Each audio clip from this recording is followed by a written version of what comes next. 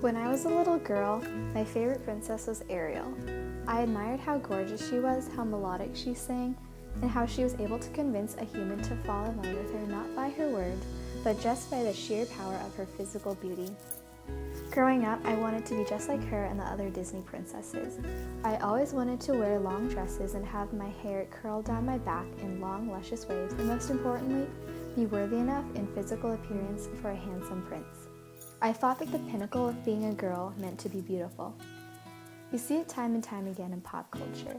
A beautiful girl is required to love the beast and break the evil spell to turn him back into a man. Snow White fulfilling the claim of being the fairest of them all and having beauty so exquisite a queen would long for it. It was elaborated throughout the movie. For crying out loud, the name of the movie with Aurora, the famous sleeping princess, who had to be awakened from her slumber by a dashing prince, was called Sleeping Beauty. The word beauty was in the title.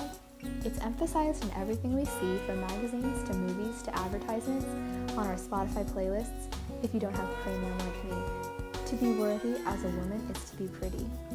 In today's day and age, women are assumed to have made great strides in every department. There are now powerful females in governmental and political positions, as well as representation in the entertainment industry, culinary, corporate, and much more. Disney princesses no longer rely just on fluttering their lashes, but on more impressive skills such as archery and sailing and ice powers. They also aren't solely motivated in life to impress a man. Where Cinderella dreamt about wooing the elusive prince, Merida dreamt of becoming the best archer in Ireland. This is progress. Unlike myself, little girls are being shown that their worth lies not in who they are with, but rather their skills and accomplishments. With this new generation of female empowerment, I ask myself, has the mentality of separation between gender and superiority really changed?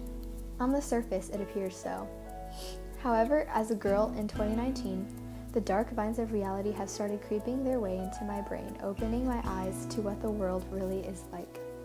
That the harmonious relationships between men and women, equal and efficient, have been earned through years of protest, and yet they are still at the brink of shatter every single day. The pay scale is still not equal, no matter what you may think. Women earn 77 cents for every dollar a man makes. In today's modern society of progression and innovation and inventions, people are still divided by gender. We go to the same school, take the same tests, graduate with the same degrees, and yet we are alienated, treated and awarded differently just because we are female. We live with a president who thrives in his deluded sense of gender superiority, so much so that he feels he is authorized to do what he pleases to a woman, including grabbing her by the pussy. It's scary to be a teenage girl and see how normal it is for someone just like me to be raped, assaulted, and even killed in the name of boys will be boys. It is scary to see more and more rules pile up on a woman's body made by the opposite gender, so much so it feels sometimes as if we are faulty machines rather than living, breathing human beings. Is it too much to be treated like that, living, breathing human beings? My parents always tell me to never take an Uber or Lyft by myself at night in fear something will happen to me. More specifically, a man will do something to me. My dad sends me news stories of women getting abducted or raped by Uber drivers at least once a week.